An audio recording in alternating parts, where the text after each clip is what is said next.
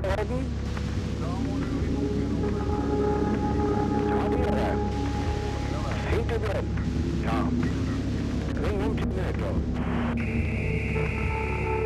used to sit in my office at CSE and listen to telephone conversations right here in the city of Ottawa just because I was bored and I had nothing better to do. And Rachel splitting out, transonics.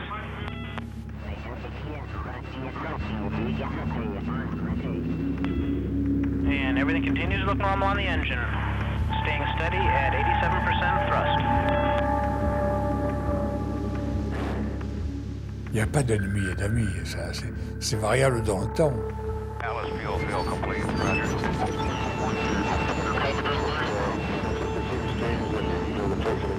The situation is now worse than it was before. While publicly we were told terrorists, enemies, communists, in practice it wasn't. It was all our friends and trading partners.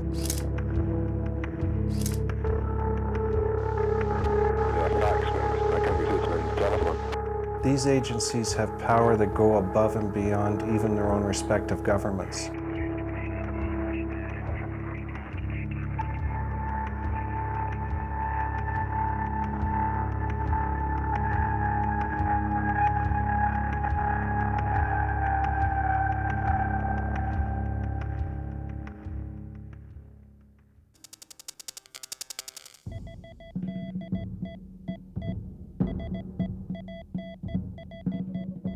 In 1943, at the height of the Second World War, the United States and Great Britain signed an agreement pledging mutual cooperation in the field of electronic surveillance.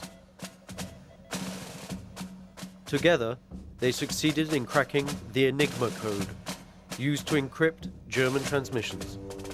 Deciphering the enemy's communications meant knowing his strategy, meant winning the war.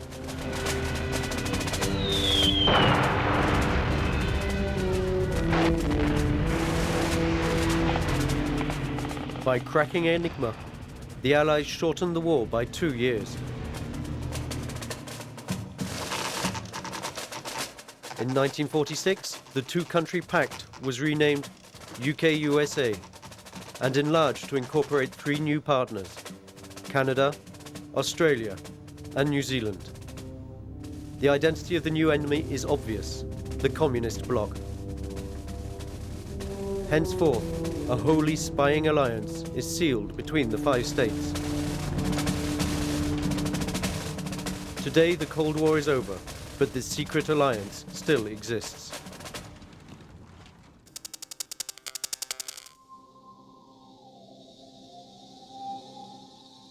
Together, the 5 countries run a giant, secret network capable of listening in to the whole planet. Welcome to the biggest espionage operation in the world. Welcome to the Echelon network.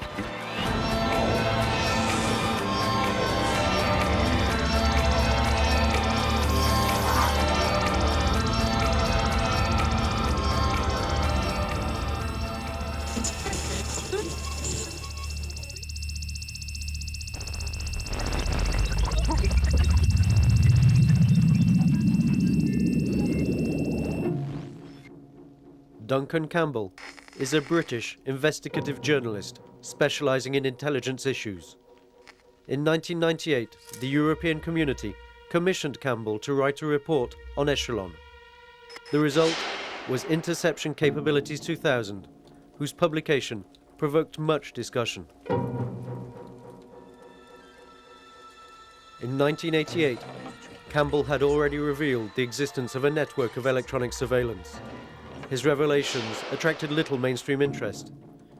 Campbell knows the network better than almost anyone. Where he goes, scandal follows. Campbell is the specialist on the Echelon network.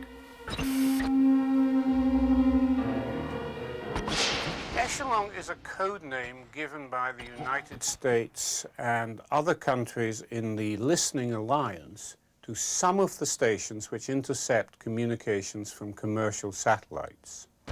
They run a totally integrated worldwide surveillance system in which stations in one country will collect information and automatically forward it to American intelligence, whoever wants it. For many years, the electronic communications network that they ran was bigger than the internet itself. And even today, it is very, very large, collecting millions of messages every hour, analyzing them and passing the results around the world. Earthbound signals from telecommunications satellites can be intercepted across vast zones. The Echelon system consists of deploying immense parabolic antennas in these zones in order to intercept, illegally, the signals carrying our telecommunications. Most often, huge golf balls known as radomes conceal the antenna's orientation.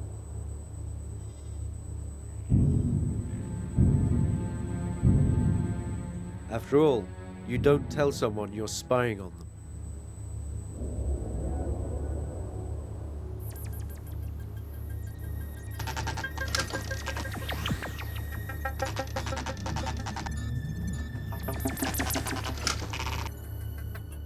The geographical spread of the 5 partner nations makes possible surveillance of telecommunications worldwide.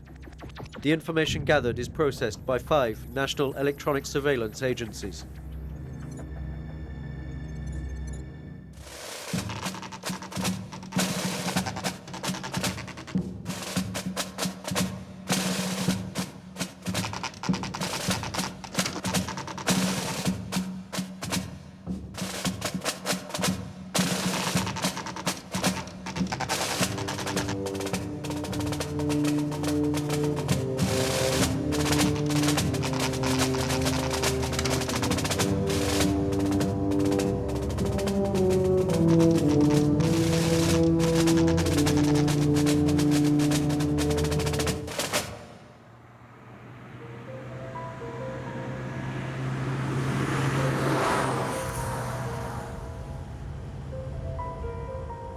Nicky Hager is an investigative journalist from New Zealand.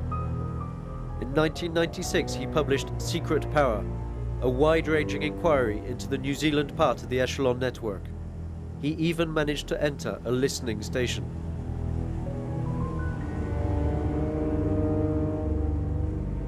When I have been secretly to the Waihopai station in New Zealand and looked through the windows there where the operations room is, I've seen the room where it gets broken down into phone calls here and faxes there and emails there, and it's run through these powerful computers which search for all the subjects they're interested in.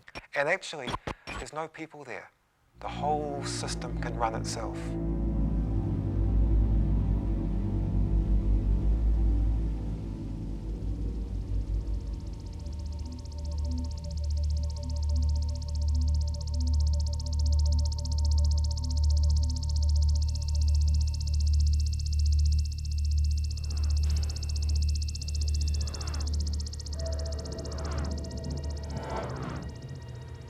We took Duncan Campbell to a location in Cornwall, in southwest England, close to the Morwenstow station, in order to experiment with Echelon-style interception techniques.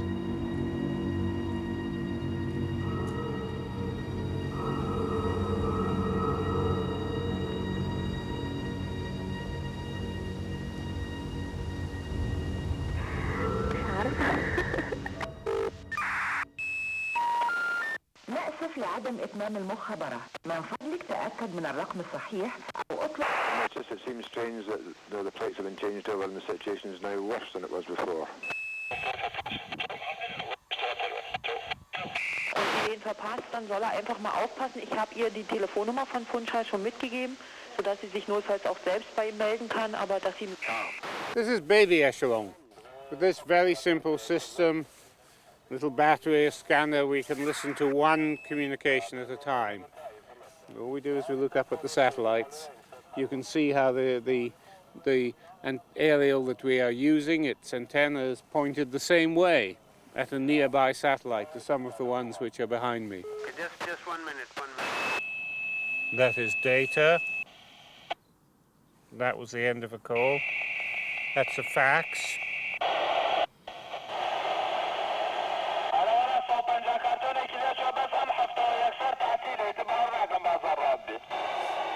Maybe it's Arabic, we don't know.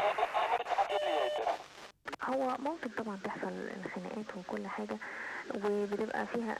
أنا برضو فكرت فيها يعني فكرت والله هو الخناق مش هتبقى خناق. This is supposed to be a private phone call. We don't know where. She could be anywhere in the Western Hemisphere. She could be in Chile, she could be in Poland, or she could be in a ship in the ocean.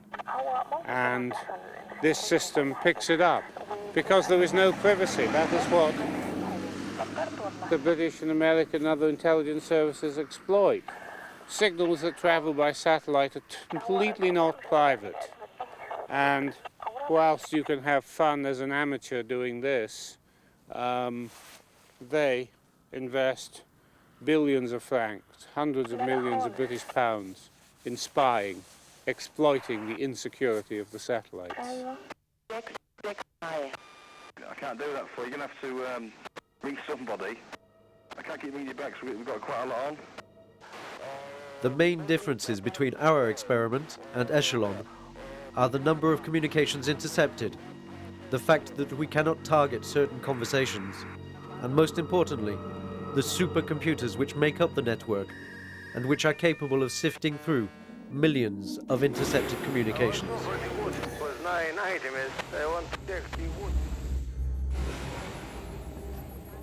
From the USA to Australia and the UK, these computers are all linked together. They are called dictionaries. One can enter, for example, the telephone number or bank account details of a person to be spied upon, and the computers go to work. They function much like an internet search engine, but instead of scanning websites, they scan our telecommunications. Start ready. Transonics in 15 seconds. Everything continues to look normal. Mike Frost was a Canadian intelligence agent. He worked for 18 years at the CSE, the Canadian Electronic Surveillance Agency. As a former high-ranking officer, he is perfectly aware of the network's technical capabilities.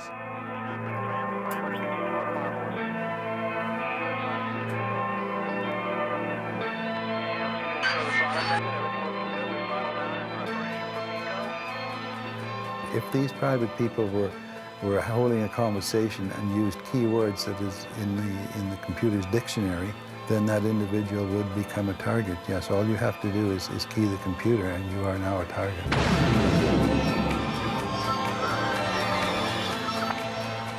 Each partner nation produces a list of themes or keywords which can be changed or updated at will, and the computers go to work. They are able to analyze the contents of emails and file them away accordingly. It's known as semantic intelligence.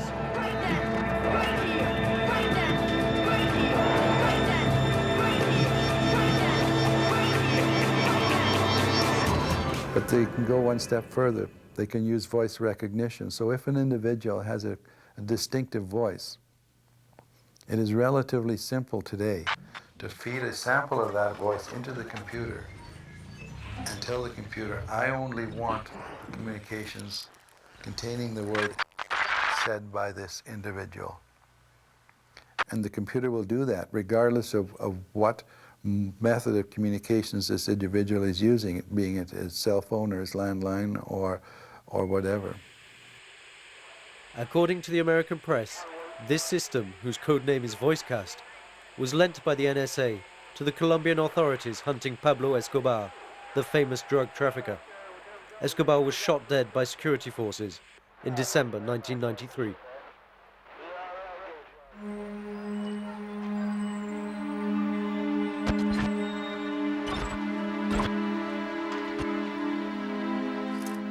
Wayne Madsen was an operative at America's National Security Agency. Now, he works for EPIC, a civil liberties organization.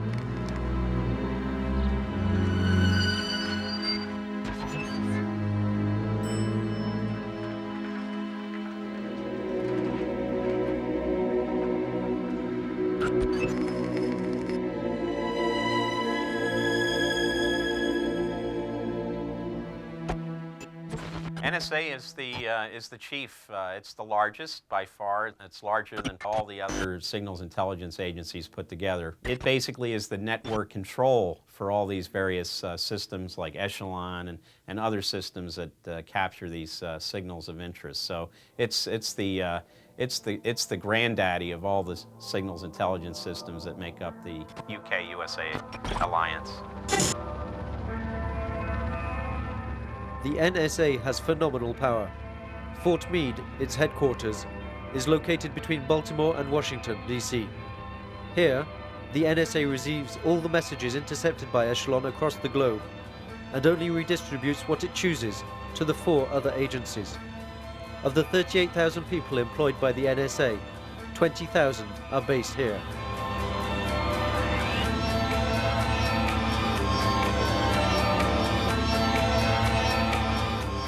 The NSA recruits more mathematicians than any other organization in the world. Its annual budget of $3.6 billion makes it bigger than the FBI and the CIA combined.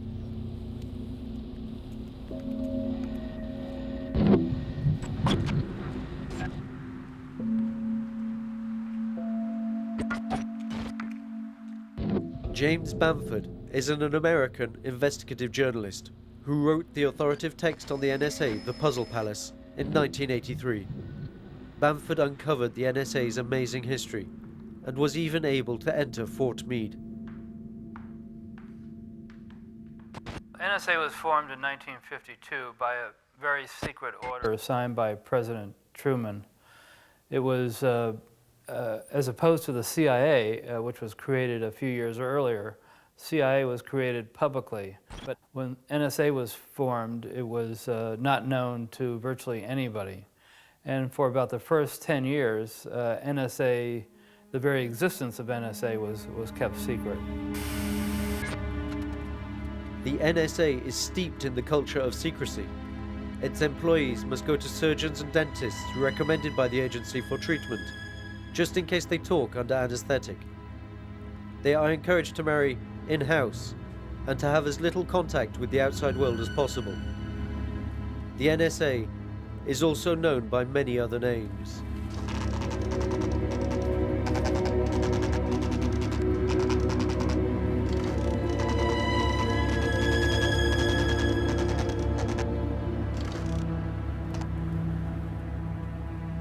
There's a huge incinerator or a huge document destructor so that millions of pounds of documents every year become pulp, and they make pizza boxes out of them, and they actually sell the pizza boxes. So last year they made like $60,000 selling pizza boxes that were formerly top secret documents. And yet, Echelon cannot access all telecommunications. It is only one of many methods of electronic surveillance used by the UK-USA powers to listen in on us all.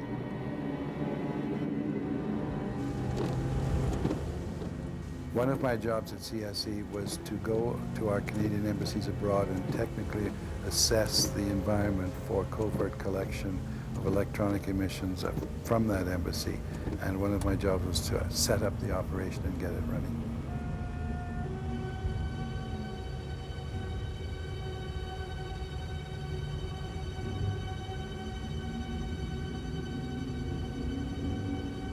The equipment must be brought in, usually under cover of diplomatic bag, and set up in the room and turned on, and you're in business. It can be as simple as a very small antenna, a very small receiver, and a recorder set up in a closet somewhere, and somebody goes up once every 2 or 3 days and changes the tape or changes the disc. It could be as small as that, or it could be as complex as the entire top floor of an embassy consisting of 14, 15 people there. For instance, in Paris, very, very complex radio environment. Tokyo, another city, very, very complex.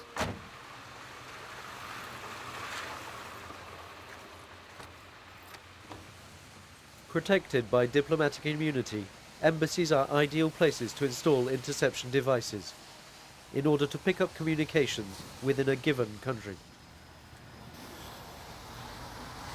you see over here, you see that structure at the top that looks something like an Indian teepee with the little lightning rods on top? I watched them build that, I watched them construct it, and I know exactly what's in there. The whole top floor underneath that, where you see no windows, that would be the area where the people are working as we speak. The structure at the end of the building down there is relatively new, and you can see concealed behind the glass is kind of a rectangular box with some lightning rods on the top. Well, inside that box, either right now or will be housed very shortly, listening antennas in there. That's one of the methods that they commonly use to conceal their antennas. They have a massive operation going on in there. You can just tell by the size of that structure. That's huge.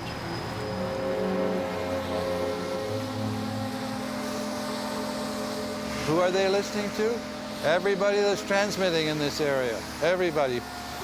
Probably listening to you and me right now. Canadian people? Oh, sure, of course. Of course they are. The parliament? Sure, absolutely. That's number one. Prime Minister's office, sure. Plus a number of other foreign embassies in this area. Antennas in there would have a clear shot at these structures and these buildings.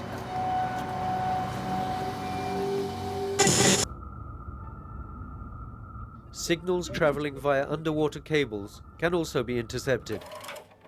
In 1971, the US submarine Halibut taped communications sent along a Soviet military cable. Divers had placed a tap directly on the cable itself.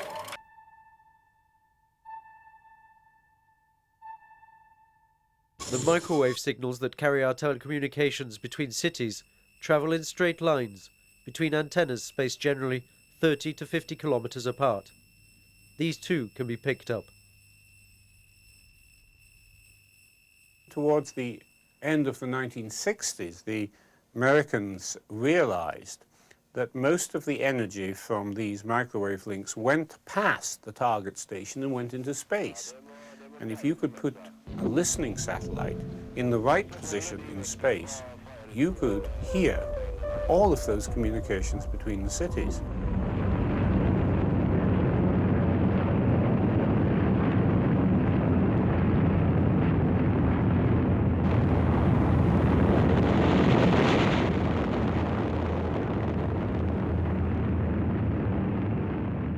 Given the success of satellite interceptions, the Americans developed other space vessels capable of targeting on demand our mobile phones, pagers, and computer data.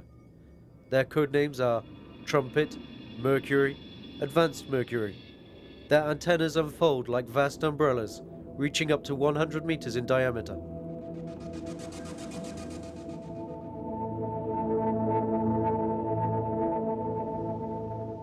Each one costs $1 billion. America is the only country in the world to possess such electronic surveillance capabilities. Even its partners have only partial access to it.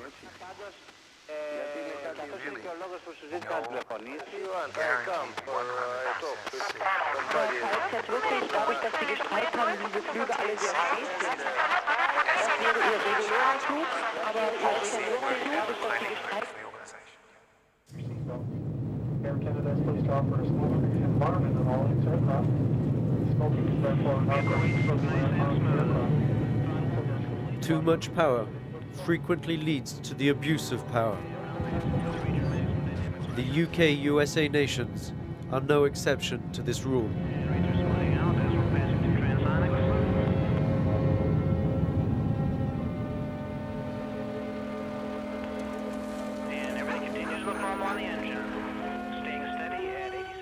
A former agent takes up the story. I'm Fred Stock. My job at the Communications Security Establishment from 87 through 93 involved the message transmission and receipt of data in the communication center. They target our organizations like the Red Cross, the Greenpeace, other organizations, again, very peaceful environmental groups, things that to nobody's mind is any kind of a threat, but yes, they targeted them. always wanting to keep up to date what they're doing, who they're going to see. Amnesty International was a big one too, including who they were defending and trying to free. Princess Di, when she was doing her thing against the landmines, messages constantly where she's going, who she's seeing, how that group is trying to form, what they expect to accomplish. The Queen, any of her visits, or the Pope, where he's planning to see, who he's going to see, who goes to see him.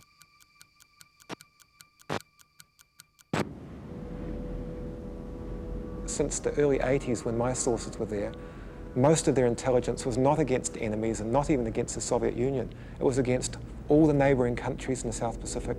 It was against Japan. It was not because New Zealand needed to spy on Japan. We were asked by the United States, by the National Security Agency, to be part of a 5-nation system spying on all the Japanese embassies in the world. So while publicly we were told terrorists, enemies, communists, in practice it wasn't. It was all our friends and trading partners. American law forbids their secret services from spying on their own citizens. This is an unwritten rule of spying worldwide. In 1983, a scandal broke revealing certain slightly unorthodox practices. Or how to get around the rulebook when in a partnership of 5 countries. It would have been very illegal for the British GCHQ to listen to the communications of 2 of Margaret Thatcher's ministers who she thought perhaps were not really in her court. So we did that. We went to London and we did that work for the GCHQ.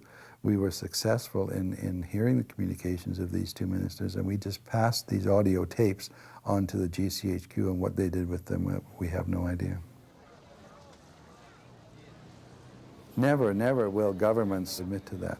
But that sort of thing has been going on for years and years and years, and it continues to go on as I speak.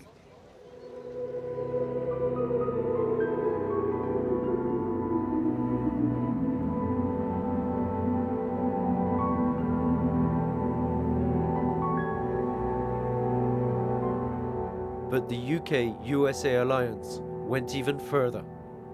Some companies are claimed to be the targets of the Echelon network.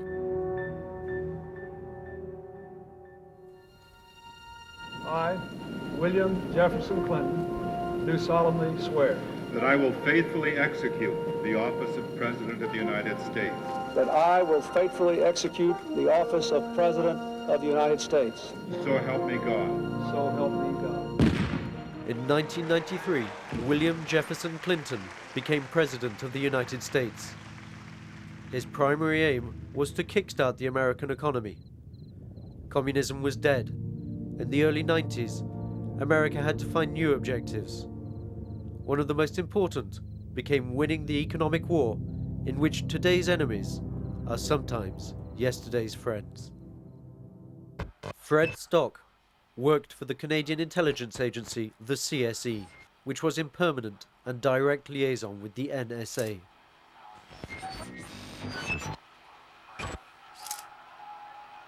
I read a direct message that redefined war in economic terms, and with this new definition, they targeted new enemies under that definition. Suddenly now there was Airbus and potential deals they were running, who they were selling to, what type of prices, what the product lines were. It was all inclusive, and it wasn't restricted just to Airbus. It included French arm dealers and sales. GATT was targeted. There were many, many, many messages on GATT. World Trade Organization, many, many messages on the World Trade Organization.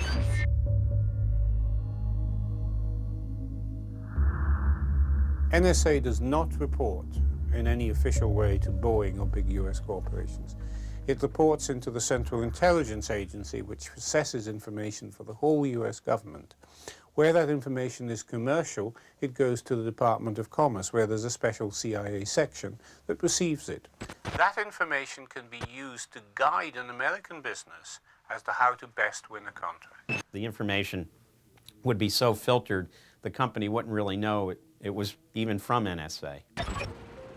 This offshoot of the CIA is directly linked to an interdepartmental agency, the Advocacy Center, which is also housed at the Department of Commerce. Nicknamed the War Room, the Advocacy Center gathers information from all the other American departments, as well as from the Secret Services. This information is handed on to companies in order to help them in their export strategy. Its website spells out the message.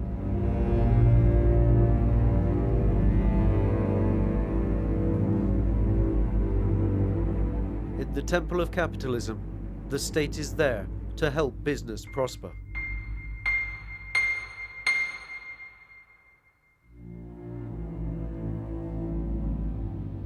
That this particular motto is set in stone only shows how old-fashioned it has become.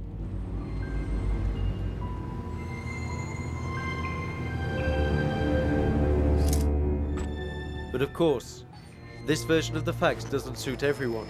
James Woolsey, CIA director from 1993 to 1995, and now a lawyer in Washington, D.C., explains why the Secret Services spy on foreign companies.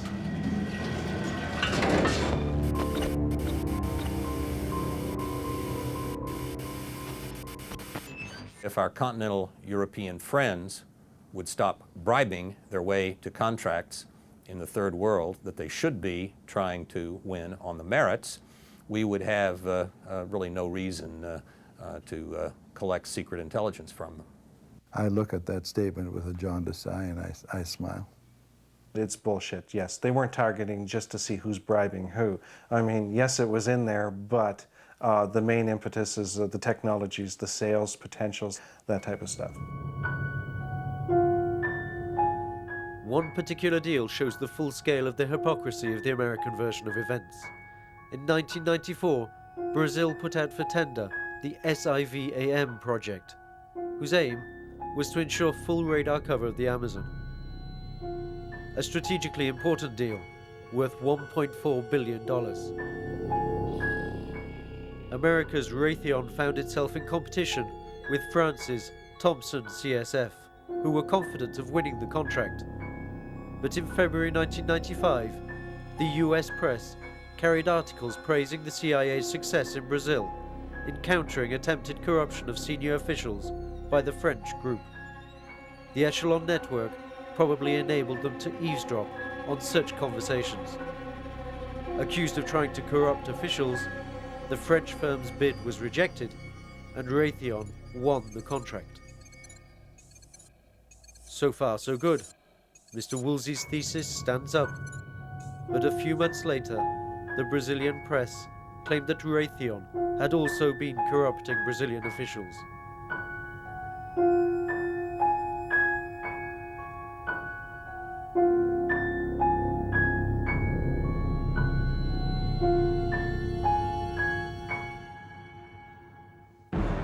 The wheel turns full circle. By discrediting a European competitor, the intelligence services help an American company to secure a new contract worth $1.4 billion to US business. And, as the cherry on the cake, the company in question is none other than one of those that built the Echelon network. Bill Clinton is right to thank his intelligence services. They deserve it, and their huge budget is justified. You helped to strike a blow at a Colombian drug cartel. You uncovered bribes that would have cheated American companies out of billions of dollars. Your work has saved lives and promoted America's prosperity. I am here today first and foremost to thank you and your families for the work and sacrifices you have made for the security of the United States of America.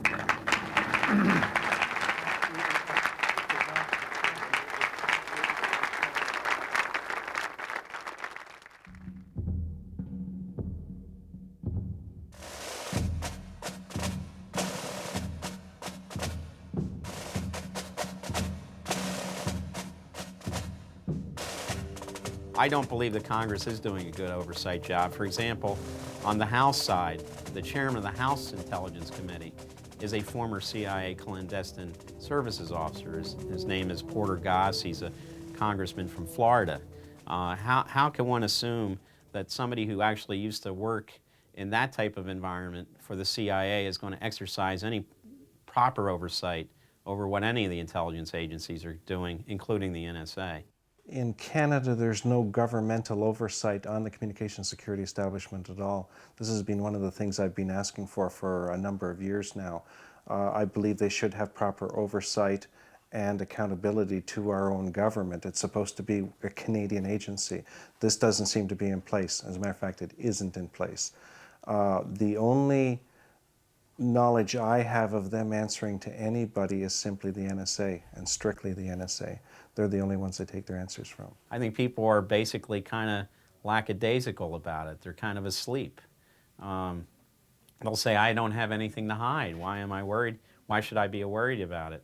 Well, with that kind of attitude, that person may wake up some morning and find out it's too late to do anything. And what they thought was the case, I'm not doing anything wrong, may one day be illegal, but then it's too late to do anything about it. Echelon is a major asset in diplomatic, military and technological terms for the 5 partners. As the main target of the network's operations, Europe has decided it is time to act.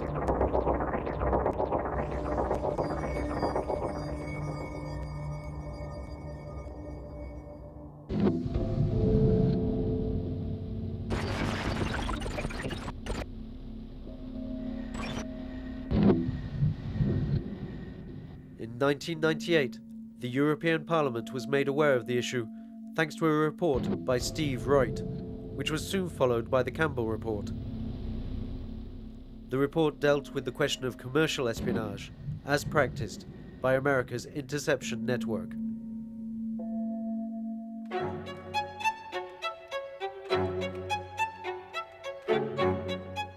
Questions were tabled in the European Parliament. According to an American proverb, in order to stifle an affair, all you have to do is create a commission of inquiry. The Europeans have made this proverb their own. In July 2000, Euro MPs voted for the creation of a temporary commission to investigate the Echelon system. It was given no power to act. On May 8, 2001, the commission members flew out to Washington. Their schedule included a meeting with the director of the NSA, his equivalent at the CIA, and a visit to the Advocacy Center.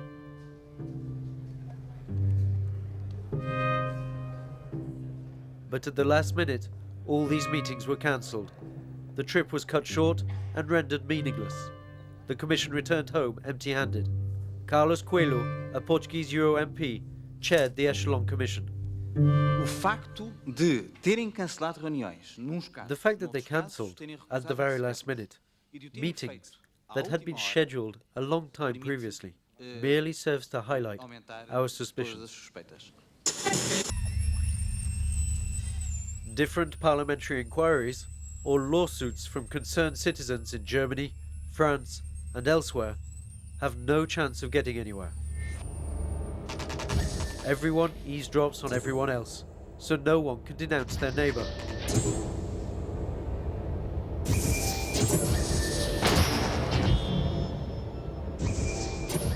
I would roughly estimate that about 50 countries in the world have some form of signal intelligence of significance as part of their military and intelligence systems. The largest are obviously the UQUSA countries, plus China and Russia, France and Germany, and Israel. But electronic listening systems for military or civilian purposes are sold to a far larger number of countries in South Asia and South America and so on. India and Pakistan each use signal intelligence in their conflicts and so on.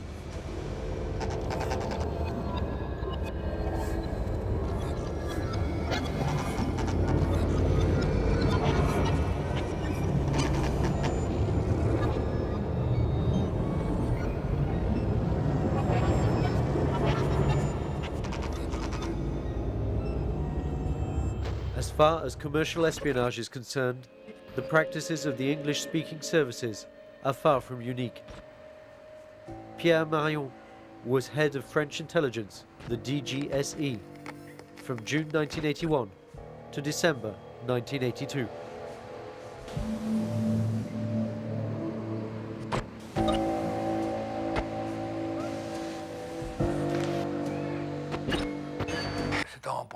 conscience de l'importance du renseignement. It was in early 1982 when we realized the important role that intelligence could play for businesses that I created the Department of Commercial and Technological Intelligence. That was the beginning of a whole new process. It involved, first of all, an agreement being drawn up between the company and the DGSE, of which I myself was the head for the whole of the first part of 1982. As a result, I met the bosses of every major company to ask them what they needed in terms of information. From that point on, our mission was to develop a system of intelligence gathering which could be used in ways that the companies had indicated to us. In 1982, the French company Dassault was competing with American and Russian companies for a contract in India. This is where the DGSE stepped in. Some of our agents had succeeded in infiltrating certain Indian military organizations, likely to be a useful source of information on this issue.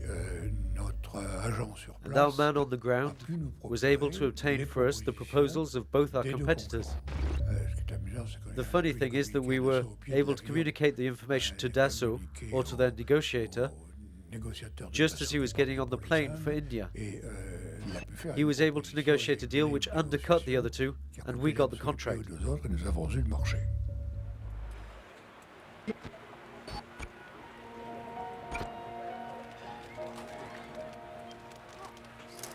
The intelligence community is a microcosm that has its own trade press. Guillaume Dasquier is chief editor of Le Monde du Renseignement. The spooks must read.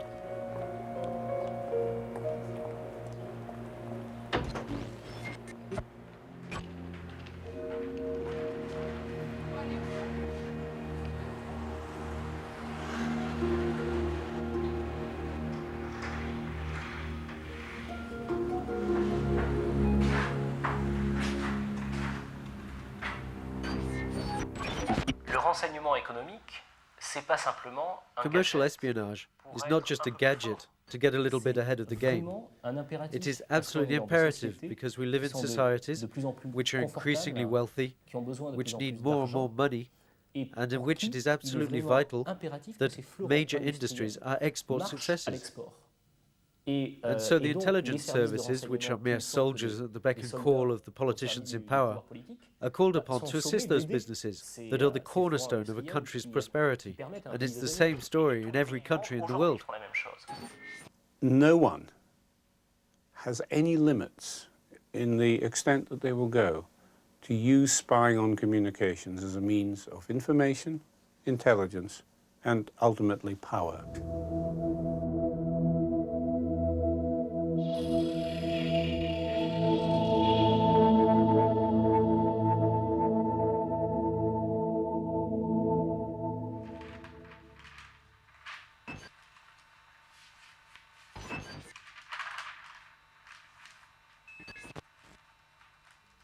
Yves Bonnet was head of French counter-espionage, the DST, from 1982 to 1985. We need a European echelon. It's the same as the nuclear issue. Balance is never established from the bottom up, but always from the top down. So we need to have the capacity to intercept the Americans in the same way as they have the means to intercept our communications. Only then will they take us seriously. Then we can talk and get some kind of agreement. But as long as we don't have a capability equal to theirs, the only thing that can happen will happen. They'll laugh down their noses at us.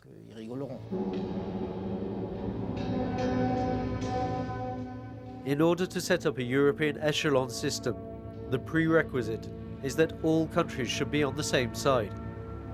Two major European powers are in an ambiguous position. Great Britain and Germany both have US bases on their territory. And they are not alone. There is another ring of countries beyond the inner circle of UK-USA members who participate in the network. These shadow allies sometimes possess echelon-grade satellite dishes and collaborate with American agencies. The join into the networks, and they offer the more limited exchange of intercepted material. There's a list of about 10 countries, which ranges from Norway to South Korea, which are supposed to have signed such agreements. We now know that there are 2, maybe 3 Danish stations performing Echelon-type functions. These are substantial. They're clearly tied up to the Americans. The American intelligence services could thus spin their web all over the world to counter any putative European echelon system. The advantage for the USA is not necessarily being able to eavesdrop on the whole world, but rather to make other countries dependent, while encouraging them never to attempt to develop their own system. In other words, for their intelligence gathering, they would always be dependent on the USA. Today, a power that does not possess autonomous channels of information gathering is a blind power. Merely by saying, I can give you information, I can offer you a system, you make the other country terribly dependent on you. Because later, 90% of the time, you can give the host country the information they require, but the other 10% of the time, you will be able to manipulate their access to the important information.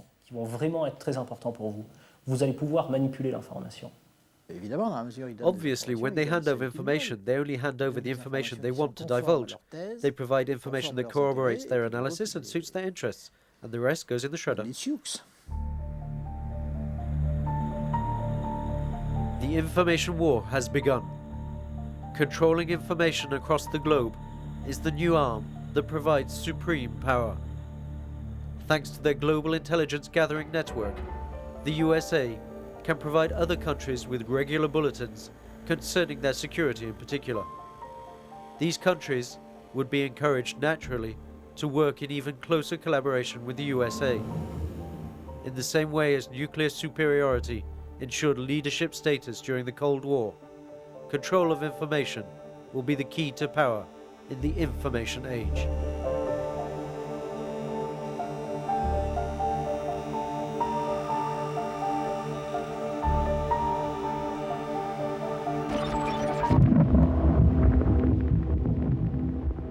As always, in intelligence matters, nothing is simple.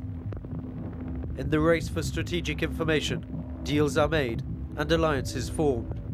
Secret services work together and exchange information on certain affairs. We are both allies and adversaries.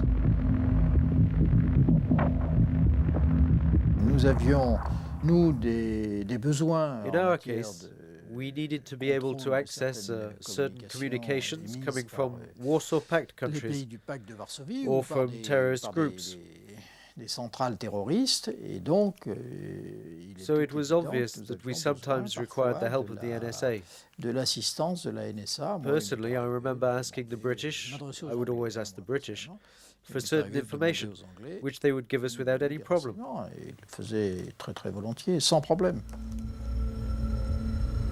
September the 11th, 2001. In suicide terrorist attacks against the World Trade Center and the Pentagon, over 3,000 people are killed. The fight against terrorism is one of numerous examples of intelligence services working closely together. But working closely together does not guarantee success. Intelligence gathering is not a precise science. It's a myth and a mistake to think that the NSA and its sister agencies can intercept all communications. They can't. Some are not worth collecting. Some are too difficult to collect in relation to the interest. In theory, they could have a method of collecting anything they want to. In practice, like everybody else, they have a budget. Well, you can't listen to everything. Take terrorists, for example. Terrorists communicate electronically very little. If one is going to penetrate a terrorist operation and find out when it's going to commit a terrorist act, it's almost certainly only going to be done with spies. And so I think for a long time in the future there will be an important role for intelligence officers and agents in human intelligence arena. Electronics are important and useful in protecting French and American security, but they certainly won't do the whole job. Many reasons are put forward to explain the Secret Service's failures, such as the constant increase in the volume of international telecommunications, use of ciphers and transmissions by fiber optic cable, which confront electronic surveillance agencies with serious difficulties. Swimming in an unstemmed tide of information, they may not always have the means at their disposal to exploit all sources.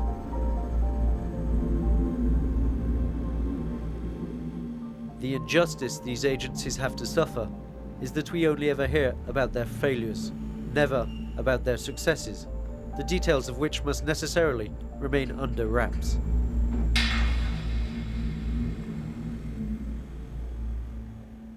This agency is certainly run by the NSA. It takes its marching orders. But any conjecturing must not obscure the fact that we know nothing of the secret services, or perhaps only what they are willing to let us find out. Set against their supposed power, their failures seem to be inexplicable enigmas.